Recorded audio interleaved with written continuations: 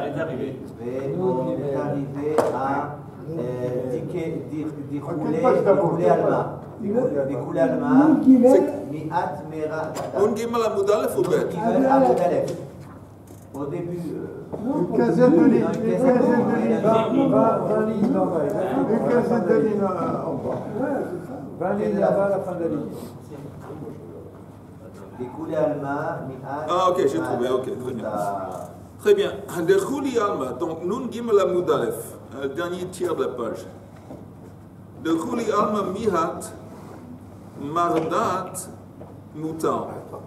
Tout le monde est d'accord qu'on peut me placer sur le dos d'un âne ou d'un cheval cette espèce de tapis, cette couverture. Tout le monde est d'accord que c'est permis pendant Shabbat. Et la Gemara, pardon? Mais même en dehors de Shabbat. D'abord parce que ce n'est pas considéré comme un fardeau. Si l'animal en question il sort avec ça sur le dos, c'est considéré comme un habit en quelque sorte. C'est pas un fardeau. Ça veut dire qu'on va besoin de la chaleur. utiliser l'animal. Non. On lui met une couverture parce que ça se fait plaisir. On va voir. On va voir. Parce qu'il a coup. besoin de la chaleur. Exactement. De Khuli Alma Mihat Mardat Muta Maishna Meukaf. Alors pourquoi? Quelle est la différence entre, on avait dit, la selle, ce truc, ce siège qu'on ne peut pas mettre sur l'animal, et pourquoi la couverture on peut oui mettre? Maishna Meukaf Shaine Hatem de Efshar de Nafil Mimeila. La différence c'est que le Ukaf, quand on dit, c'est pas vraiment mettre, il n'y a pas un intérêt vraiment de mettre ça sur le... C'est plutôt de l'enlever. Même pendant le Shabbat, d'enlever la selle, le siège, le oukaf du dos, c'est interdit. On a dit pourquoi c'est interdit, parce qu'elle peut s'enlever de soi-même. Tu fais, tant que quand tu libères le nœud, tu dénoues le nœud, et tu fais marcher l'animal, et la selle, elle tombe. Donc tu n'as pas besoin de faire un effort d'enlever toi et de porter, parce que ça tourne tout seul. C'est pas le cas. C'est pas le. C'est une ceinture qui passe dessous et qu'on ferme. Oui. Une ceinture épaisse. Tu as tout à fait raison. Ça tombe tout seul. Vas-y, marche plus. Oui, mais quand tu. C'est ce que j'avais dit au début, mais quand tu détaches. Je défais. Ah, ça peut tomber. En général, c'est plutôt une boucle. Ok, la boucle. Mais la Gemara dit, Rav Papa Amar, Kan le Chamama, Kan le Tsanana. Rav Papa donne une autre explication pourquoi cette distinction entre les sièges qu'on ne peut pas enlever et le truc et le tapis qu'on peut mettre sur le dos. Parce qu'un c'est bien chauffer, l'autre c'est bien refroidir. C'est-à-dire que quand tu enlèves le oukaf, le siège, ça aide à l'animal dans le sens que ça le refroidit. Tant que c'était sur lui, ça chauffe. Donc tu refroidis. Donc, quand tu mets le tapis, tu chauffes.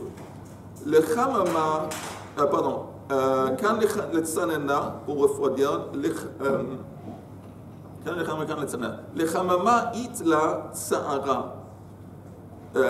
Si tu ne vas pas la chauffer, elle va souffrir. Le tsanana, la tsara. Tandis que si tu ne vas pas la refroidir en enlevant le oukaf, en enlevant la selle, elle ne va pas souffrir. C'est comme disent les gens, Chammara afilu betkufat tamuz karira la. Un âne, même pendant l'été, pendant la période de Tammuz, elle a froid. Elle a froid. Et donc, quand tu mets ce tapis sur le dos, alors c'est bien parce que tu empêches à l'animal de souffrir. C'est un petit peu comme ça, mais tandis que si tu ne veux pas enlever le siège, tu laisses le siège sur le dos pendant le Shabbat, elle ne va pas souffrir de chaleur. Okay. Elle va peut-être. Le siège. Le goukaf, on a mis la selle. Mais c'est pas agréable pour elle, elle va souffrir. Apparemment non, elle est habituée. Elle est habituée de rester avec la selle et de dormir avec la selle et tout. Je te dis, un âne ou un cheval, normalement, il ne va pas au lit il ne va pas sur un lit pour dormir. Non, mais c'est souvent, il dort quand il reste debout. C'est pas la question, c'est la question que c'est pas logique que la couverture, ça soit. Ça chauffe. Et si tu ne vas pas la chauffer, elle risque de souffrir. C'est pas de problème avec ça. Mais si tu n'enlèves pas la selle, quel est le but d'enlever la selle? Apparemment, tu entends, mais c'est intéressant ce que tu dis, parce que personne ne parle de ça, que si la selle reste sur le dos, c'est lourd. Bien sûr, c'est désagréable. Apparemment, non. Elle s'en fout. Mais ce qui risque d'être désagréable, c'est la chaleur, que ça chauffe. Ce truc qui est sur le dos, ça chauffe. Donc c'est pour ça que tu veux l'enlever. On te dit, mais en comparaison avec la froideur, c'est rien.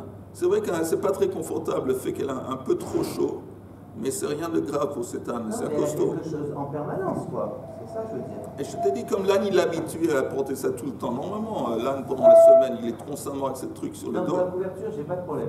Oui, mais la selle. Mais pour la selle, je trouve que dès qu'on a fini de monter un animal, un cheval ou un chameau ou ce que tu veux, qui a une selle, la première chose qu'on fait, c'est qu'on lui enlève la selle et dès qu'on a le temps... Regardons à cause de la question de Chaim, regardons ensemble le Rashi. Peut-être le Rashi va nous éclaircir un petit peu. Rashi qui est un peu plus en haut, qui dit Kan le Chamama. Ouais. Alors, Mirdat ou Mardat, Sarich le Chamama. Le but de mettre le tapis sur le dos, c'est pour le chauffer. Vemutar meshum tsar. Et donc, c'est permis à cause de la souffrance de l'animal qui a froid. Mutar meshum tsar de tsina. אבל נטילת הכף אינו אלא שהצטנן שנתחממה על ידי מסוי שנשא מבעוד יום. C'est pas seulement la selle, mais la selle, elle sert à quoi?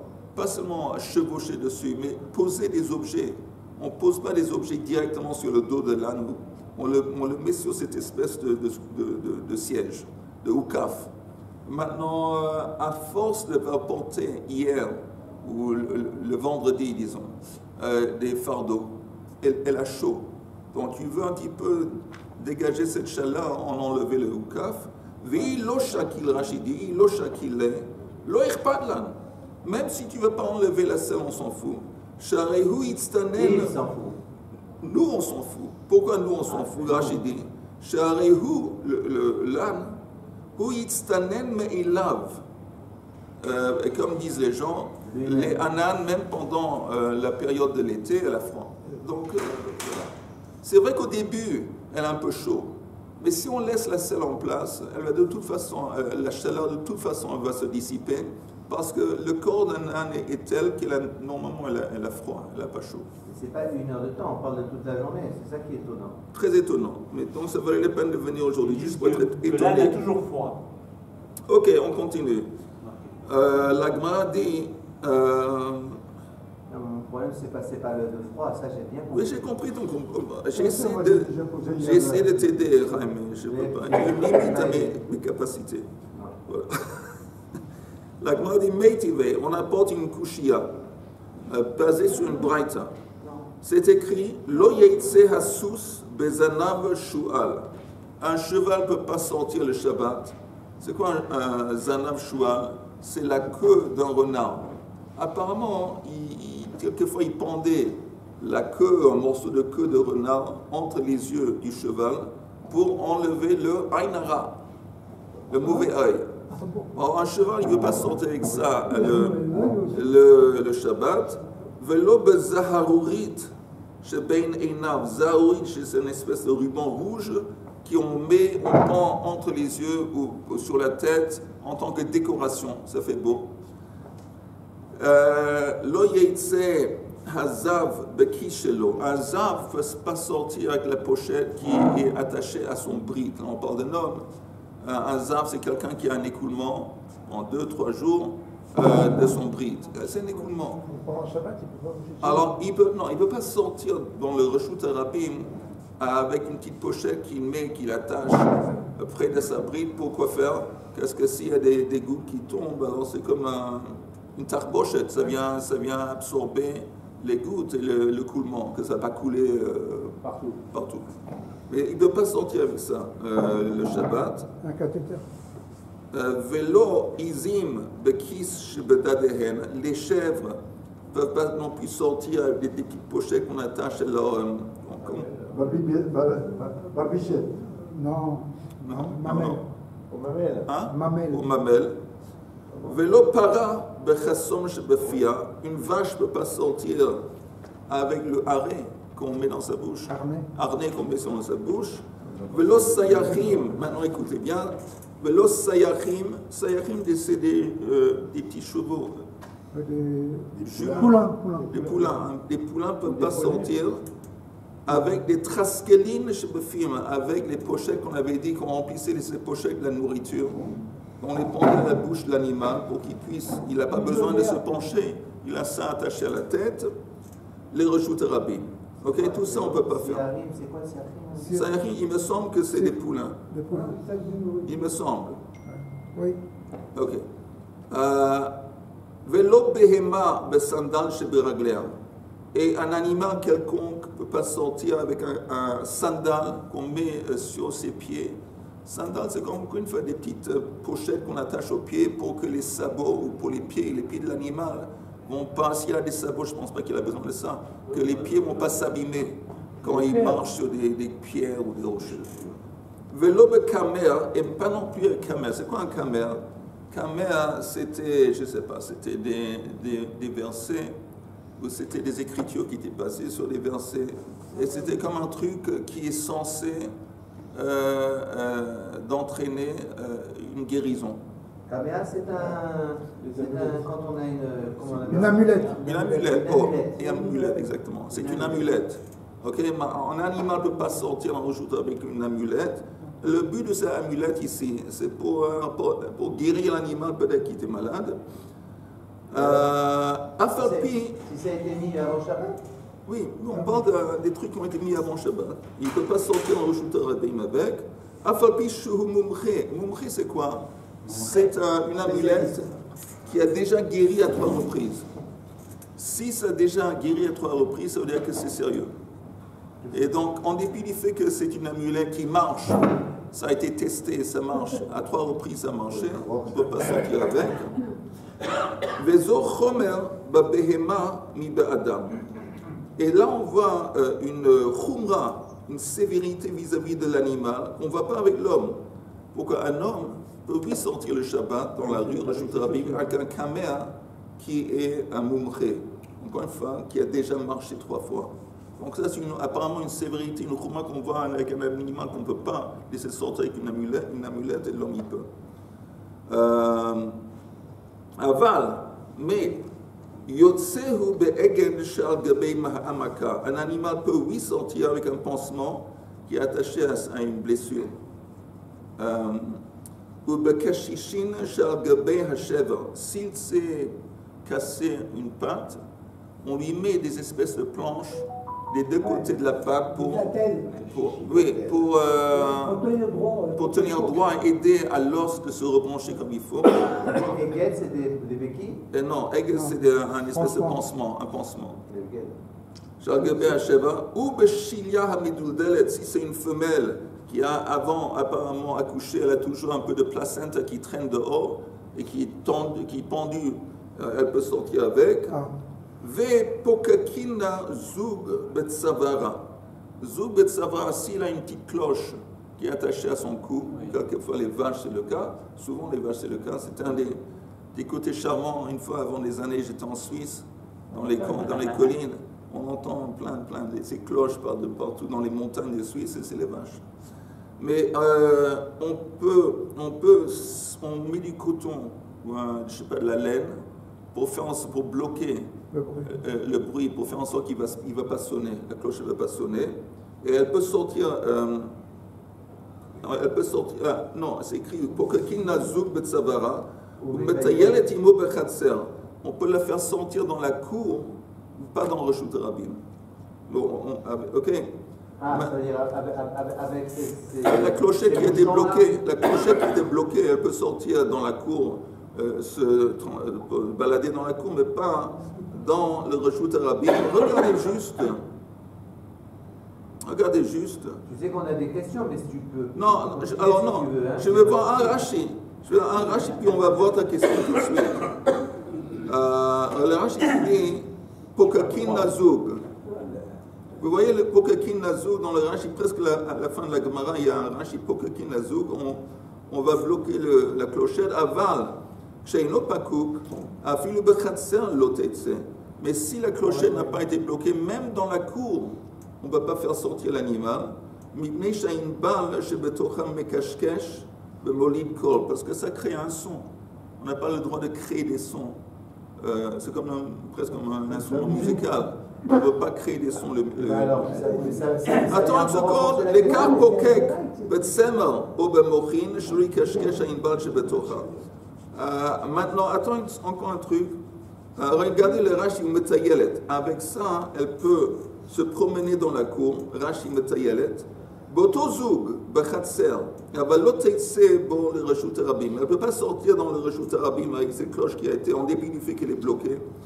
כדי מפרש לכמן בפירקין דמיכסי, כמן דאזיל לחינגה, parce que ça a l'air comme si elle allait à un marché. Parce que souvent, on mettait des cloches, ça faisait partie de l'embellissement. L'embellissement d'un animal, on lui mettait une belle cloche, attirer de l'attention. Comme ça fait lié un petit peu à une démarche commerciale, on ne peut pas sortir avec, même s'il est bloqué. Mais au moins, elle peut sortir dans le khatser. Maintenant, à vous à jouer. À vous de jouer. Non, le truc, c'est parce que ça fait commercial, donc ça va donner une... Marine, ça a l'air comme si le type il promet avec sa vache pour la prendre et vendre au marché le charbon. Si c'est bloqué dans le terrain et qu'elle s'en va d'elle-même, bon, c'est pas moi. T'as une autre question? Tu m'as dit, t'as plein de questions. Non, ma question c'était par rapport au fait qu'on n'a pas le droit de faire un son. Oui. Et que justement, s'il y a quelque chose qui empêche de faire le son, je peux promener avec elle dans le marché, dans la cour. Dans la cour, mais pas dans la rue. Mais si je peux pas, il n'y a plus à manger dans la cour. Il faut qu'elle mange, il faut qu'elle sorte dehors, dans le champ. Il n'y a pas à manger dans la cour. Voilà, ma question elle est simple. C'est mes questions simples. Ma vache, elle est restée à l'entrée de Shabbat dans la cour. Ok. À la fin, il y a le pré qui est de l'autre côté, mais qui est dans le Reshut Harabim. Ok, qu'est-ce qu'elle fait? Elle a le truc de cloche. Oui. Moi, comme c'est à côté de la maison, ça me dérange. Alors je lui mets un truc pour ne pas entendre le son. Oui. Mais maintenant, il faut qu'elle mange. Oui. Alors comme je n'ai pas le droit d'entendre la cloche, je ne vais pas la laisser manger, je ne vais pas la laisser sortir. Est-ce que c'est logique? D'abord une question. Qu'est-ce que tu as entendu parler? D'abord, la réponse évidente, je vais te la donner plus tard. Tu as entendu parler de Marie-Antoinette? C'est quoi? Je viens à la Gemara. Tu as entendu parler de Marie-Antoinette? Qu'est-ce qu'elle a dit, Marie-Antoinette? Elle a dit que s'il n'y a pas du pain, ils n'ont qu'à manger des gâteaux, des brioches. La même chose pour la vache. Elle ne va pas manger de l'herbe, elle n'a qu'à manger des brioches. Elle n'a qu'à manger des brioches. Maintenant, la réponse à ta question est évidente, c'est qu'il n'a pas de problème. Il enlève, du coup, il enlève. Mais c'est bouxé. C'est intéressant. Mais non, tu nous as dit, on a appris avant que c'était, on ne peut pas s'amuser à enlever cette laisse-là. Maintenant tu dis, non, s'il veut pas entendre des... C'est pas moxé. Mais tu peux le faire à C'est pas moxé? Tu vois, je suis souple. Il faut être souple dans la vie. Pourquoi c'est pas moxé? Parce que non, pourquoi c'est pas moxé? Parce que c'est considéré. C'est pas un kli. Non, c'est considéré comme un tarchit, comme un bijou, mais c'est pas le nom dans le contexte des animaux, mais c'est considéré comme une décoration. Si c'est une décoration, l'essentiel. On avait dit que pour l'homme, c'est pas interdit. De toute façon, il a qu'à manger les brioches. C'est quoi? C'est pas un homme. Vous savez pourquoi on est là? C'est pour savoir exactement où est-ce qu'elle va se trouver la vache. Mais non, pour le décor. Enfin, c'est ce que je pense. Il a fait. Je peux poser une question? Oui. Mais on n'a pas encore arrivé à la kushia. Tout ça, ça fait partie d'une kushia. On s'approche, on s'apprête à demander une kushia. Oui, mais moi, Richard, tu veux avant la kushia? Oui. Voilà. La clochette. Bon, aujourd'hui, c'est évident, c'est pour attirer les touristes, citadins. Ok, très bien. Non, c'est ce que tu as entendu, ce que René a dit. On va imaginer. Tu as entendu ce que René a dit. Tu as entendu ce que René a dit. Le but principal de la cloche, c'était dans le cas, c'était pour retrouver la vache. Exactement. Donc il y a un intérêt économique. Donc il est évident que si je laisse ma vache dehors, je préfère qu'elle soit avec une clochette. Il n'y a pas cet intérêt Shabbat. comme dit, donc, deuxième chose. Attends, mais c'est quoi la question? Mais voilà la question, c'est que c'est Pas tous en même temps. elle ne sait pas ce que c'est le Shabbat. Oui. On ne lui a pas appris, sa mère ne lui a pas appris ce que c'est le Shabbat. Elle veut sortir. Oui. Normal, elle veut s'aérer. Alors, moi j'ai peur de la perdre. Alors, il y a deux options. Alors quoi? Ah non, écoute, je m'excuse. Écoute, le type, il a un enclos. Il ne va pas laisser sa vache dans son salon, dans son jardin. Il a un enclos parce qu'il a un troupeau. Alors, le troupeau, c'est pas un troupeau sauvage qui se promène dans le désert. Donc, il a un enclos, j'imagine. Il laisse sa vache dans l'enclos. Okay. Avec la voisin, la veille, il a déposé son taureau. Et il ne veut pas que la vache s'approche du taureau. Alors, il ne veut pas laisser dans son enclos. Comment on fait? On va continuer. Alors, tu veux pas, on va continuer. Voilà, il y a un taureau. Dans deux enclos il veut pas différents. que le taureau, il ait le Shabbat. Ok, on va continuer. Mais si cette cloche, elle a tout le temps sur elle. Oui. Elle peut sortir. Non, mais tu ne peux pas créer un son. Tu ne peux pas créer un son. Tu ne peux pas créer un son le Shabbat. Et c'est pour ça que on bloque le truc. Il ne faut pas créer des sons. Non, c'est pas créer un son, c'est créer de la musique. Ok, ça on ne peut pas faire non plus. Parce que la musique consiste de son. Alors, on retourne à la Gemara. Mais la Gemara porte cette braïta en tant que kushia. C'est quoi la kushia? On va voir. Regardez la Gemara. Katana Mihad, la quatrième ligne avant la fin. Néanmoins, c'est enseigné dans cette braïta. Velo besayachin betraskalim shebefihem li reshut rabim. On avait dit que les poulains ne peuvent pas sortir dans la reshut rabim avec cette espèce de pochette remplie d'avoine qu'on attache à leur bouche. Il ne veut pas. Où est-ce qu'il ne veut pas sortir? Dans reshut rabim. Donc la Gemara fait une précision. Les reshut rabim hu de l'eau. L'interdit, c'est dans Reshut Rabim. Ha bechatser shapir dame. Mais ce serait oui permis, apparemment, je déduis, que l'interdit, c'est seulement Reshut Rabim. Donc, ce serait permis d'attacher ces choses, alors, ces pochettes d'avoine, à la bouche d'un poulain, tant qu'ils sont à l'intérieur dans la cour. My love, begdolim, ou mishum ta'anug. Apparemment, on parle d'animaux qui sont gdolim, qui sont adultes. Et pourquoi l'idée de la pochette, c'est ta'anoug. C'est quoi ta'anoug? Pour leur donner du plaisir. Un plaisir dans le sens d'empêcher qu'ils vont faire des efforts en plus. C'est quoi l'effort en plus? Au lieu de se pencher, et apparemment c'est pas toujours évident de se pencher et manger l'avoine qui partait sur le sol, c'est à portée de main, c'est une espèce de ta'anoug. Apparemment c'est pour ça. Si c'est pour ça, c'est une attaque contre Shmuel, parce qu'on avait dit avant, Shmuel avait dit, on peut oui mettre sur le dos d'un âne le tapis là, pour le chauffer, mais on ne peut pas mettre la pochette, le trascal. Ça tu ne peux pas, parce que ça c'est ta'anoug. La pochette, on avait dit le tapis, la pochette, le tapis qu'on met sur le dos d'un âne, c'est pas ta'anoug, c'est tsar, empêcher qu'elle va ressentir le froid. Alors pour tsar, empêcher le tsar, on a le droit de mettre ça sur le dos. Mais si c'est simplement pour ta'anoug, ça non. Et ici, on nous apporte cette braïta qui dit que tu ne peux pas faire sortir les poulains ou les chevaux, je ne sais pas quoi, ces animaux, dans le Reshut Rabim avec de l'avoine attachée à la bouche. Dans le Reshut Rabim. Mais je comprends que dans la cour, c'est permis. Pourquoi dans la cour, c'est permis? Apparemment à cause de ta'anoug, ça contredit ce qu'on avait dit avant. Et la Gemara rejette, elle dit non, l'eau. De quoi ça contredit par rapport à la couverture? Non, ça contredit Shmuel qui permet la couverture. Parce qu'il dit la couverture c'est empêcher qu'elle va souffrir. Mais couler Alma? Non, oui, non, mais Shmuel, lui, il dit, mais tu ne peux pas mettre un trascal. Un trascal, c'est la pochette avec l'avoine qui est pendue au cou. Apparemment, ça contredit, oui. Apparemment, ça contredit. Alors, la Gemara dit non, ça ne contredit pas. L'eau, dernière ligne, bektanim ou meshum tsar. On ne parle pas d'adultes, on parle d'enfants. Et les enfants, ils ont du tsar. Pourquoi ils ont du tsar? Regardez le Rashi, le dernier Rashi sur la page Ktanim.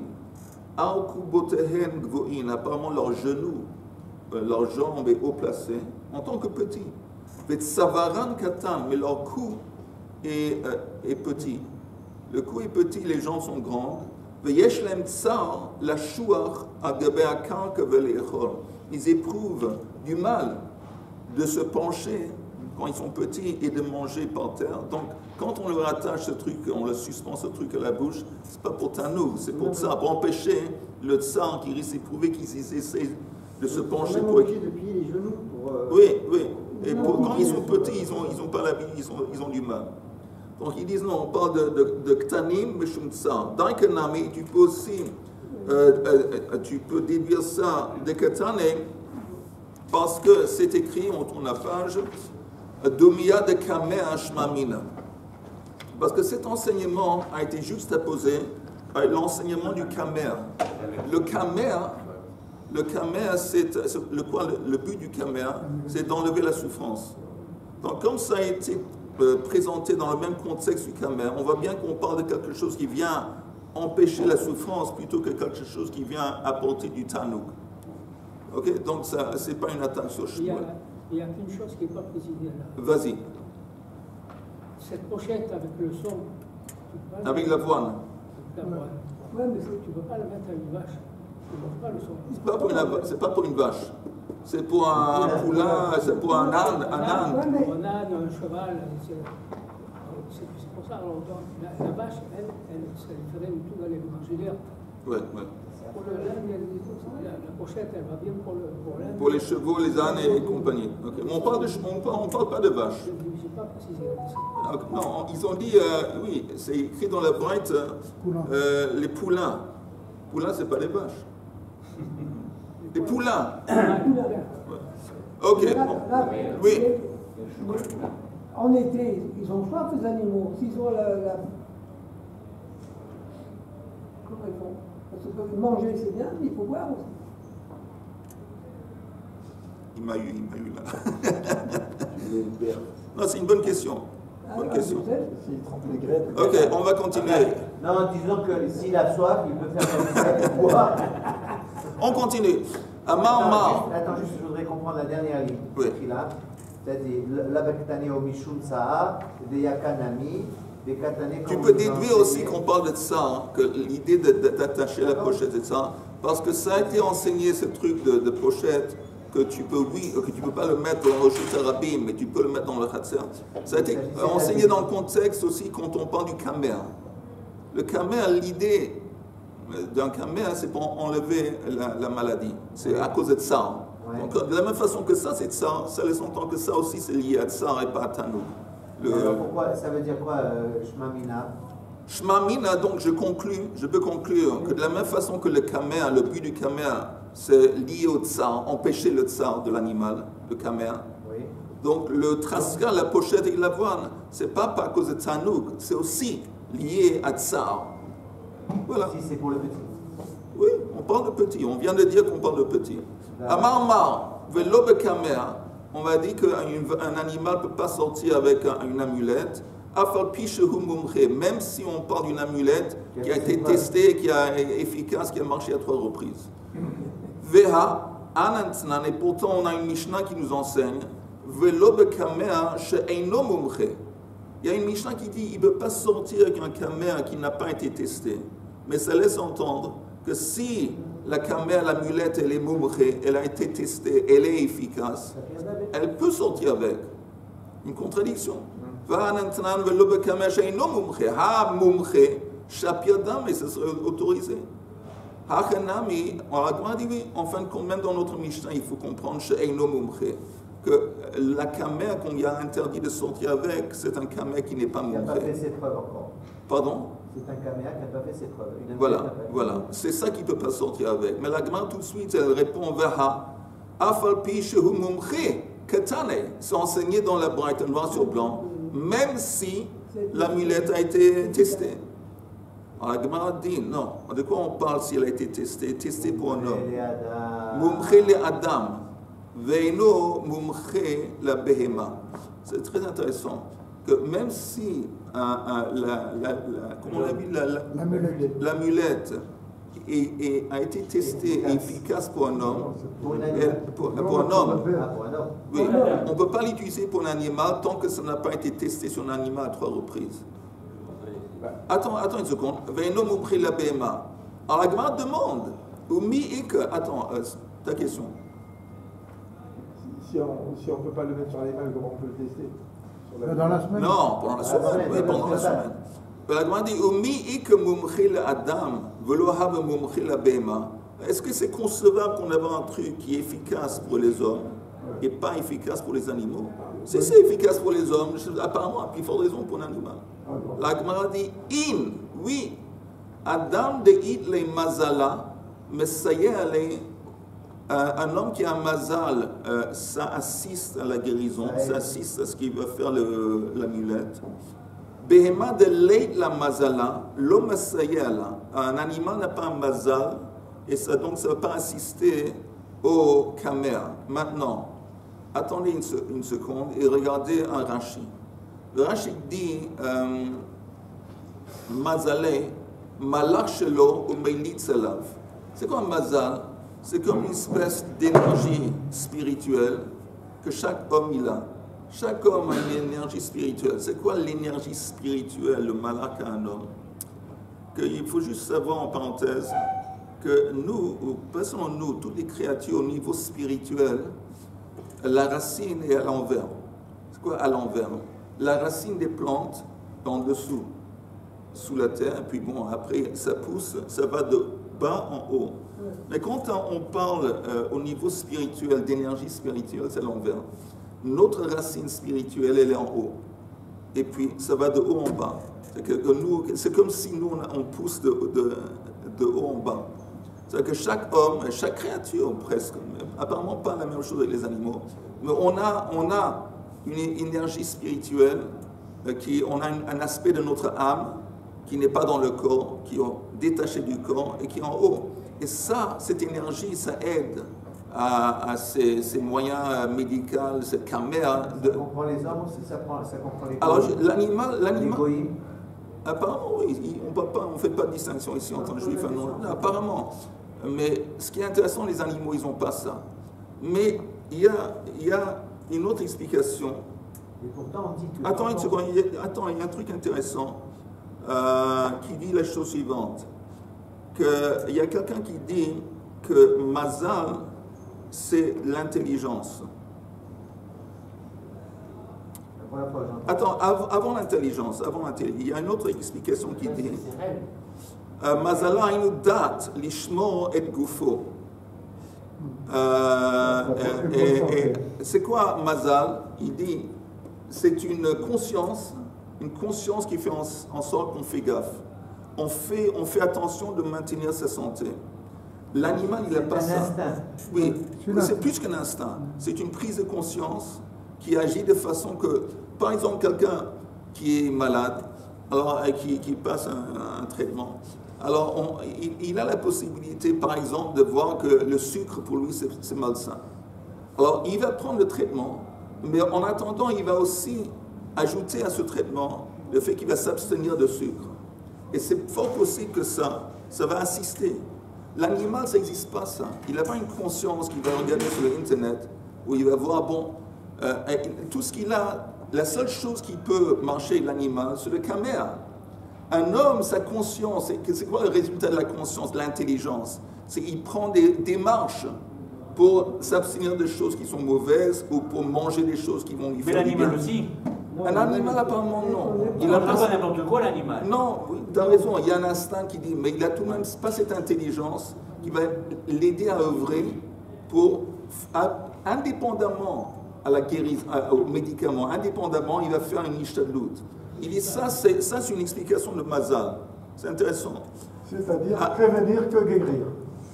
Je ne sais pas ce que ça veut dire, mais c'est intéressant. Et un autre truc vis-à-vis du Mazal, c'est... Prévenir que guérir.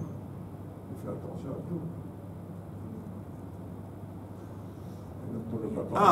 Un autre truc intéressant avec la conscience, vous entendez, un type, une personne qui a une amulette, une personne qui a une amulette, vous entendez, il va croire, comme il a une conscience, il va investir, il va avoir confiance dans l'amulette que ça va l'aider. À cause de la confiance, l'émoun qu'il a, il va investir dans l'amulette, ça va aider à l'amulette de marcher. Grâce. Tandis qu'un animal, il n'est même pas conscient de la présence, il n'a pas ce truc, ou ma'amin baiser. C'est comme, encore une fois, un quelconque médicament. À part le médicament, mais le type qui prend le médicament, il y croit. Ça s'appelle l'effet placebo. Exactement, exactement. Mais là, on voit l'effet placebo, on voit l'impact de la conscience, la mentalité de la personne. L'animal, il n'a pas ça. C'est pour ça que même si tu trouves un truc, un caméra qui est efficace pour un homme, c'est pas évident que ça a été efficace pour l'animal. Parce qu'un homme, il a d'autres dimensions qui font en sorte qu'ils vont assister au caméra. L'animal, il n'a pas ça. Et donc, c'est seulement un caméra qui a été testé 3 reprises et démontré qu'il est efficace avec un animal. Oui, c'est intéressant. Ça voudrait dire que même un homme que ça n'a pas été démontré que c'était efficace, il aurait le droit. C'est ça la douleur qui même un homme qui...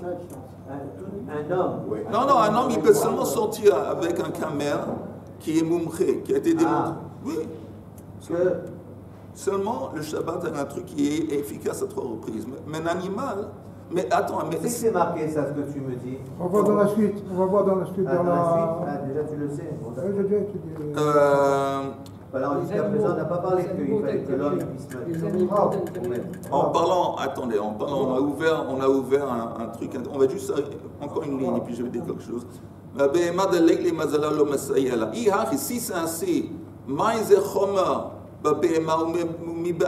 la fin de la braït, on avait dit que c'est une khumra avec la bête qui n'existe pas avec l'homme. On avait dit que la bête, elle ne peut pas sortir avec cette caméra en dépit du fait que ça a été testé par un homme à 3 reprises. Oh, pourquoi on dit que c'est une khumra avec une bête qu'on ne retrouve pas avec un homme? Un homme, il aurait le droit de sortir. Avec une amulette qui n'a pas fait. Qui a été testée 3 fois. Sur un homme. C'est exactement ce que je viens de dire. Alors, qu'est-ce que ça veut dire? Et la Gemara dit, quand on dit à la fin que c'est une chouma qui s'applique sur l'animal et pas sur l'homme, on parle de quelque chose d'autre. La Gemara dit, mi savrat kamea kai, a sandal kai. Ça va sur la sandale, c'est-à-dire que vis-à-vis de cette pochette qu'on met sur les pieds d'un animal, qu'elle ne va pas se blesser comme ça. C'est ça qu'on ne peut pas faire. On ne peut pas la laisser sortir avec cette pochette. Pourquoi pas? On a peur que la pochette qu'on a attachée au pied va se défaire. Et puis après, le type, il va devoir soulever la pochette et il risque de la transporter 4 amot de Reshut Rabim. C'est pour ça que l'animal ne peut pas sortir avec cette pochette attachée au pied.